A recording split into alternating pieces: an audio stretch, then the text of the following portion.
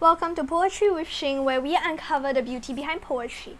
The poem for today is Holding Hands by Vivienne.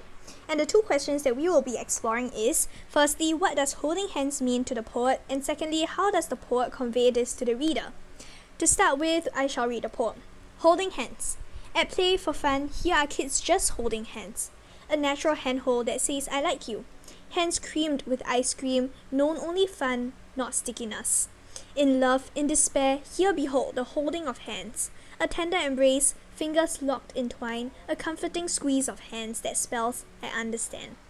At birth, at death, here we witness the holding of hands. A baby's fingers, clasping a mother's finger, a hand all limp and lifeless, lovingly held to a mourning cheek.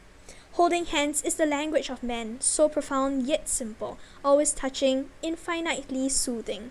Whatever life's precious moment, at play for fun, in love, in despair, at birth, at death, and all else in between. So first we'll be looking at the first question. What does holding hands mean to the poet? To the poet, holding hands is a communication of love from the person who initiated the hand holding, which is done since a tender age. The poem states, at play for fun, in love, in despair, at birth, at death, is when people hold hands to communicate the presence of warmth and empathy to the other person. Hence, the holding of hands extends beyond the physical sense of touch, but the unspoken communication of friendship, empathy, despair, and grief, and all other feelings which make us human.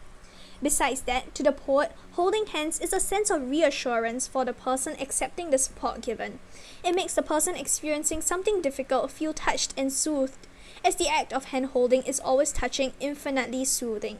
It is simple yet has weight, as the support given will help the person go through hard times, like the death of a loved one, slightly easier.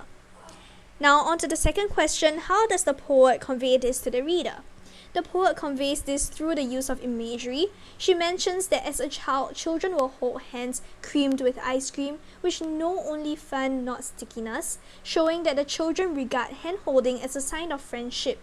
And a possible connotation of stickiness could be that the friend is constantly sticking to the other, which can be regarded as annoying, but the children do not think so. This act of hand-holding is the start of the use of hand-holding as a form of communication. Furthermore, the poet uses imagery to illustrate the strong bonds forged when people hold hands, as a tender embrace and fingers locked in twine, showing that although the holding of hands is a gentle touch, bonds are forged strong and lasting, as twine is a strong thread consisting of two or more strands of hemp or cotton twisted together. There is also an idea of twine as not being about literal string, but about the fingers being intertwined, wrapped around each other, which brings on this physical touch that is extended beyond physical but to emotional and even spiritual. So that's all for today's poem, and if you would like another poem or poet to be analysed, comment the poem and poet in the comments below.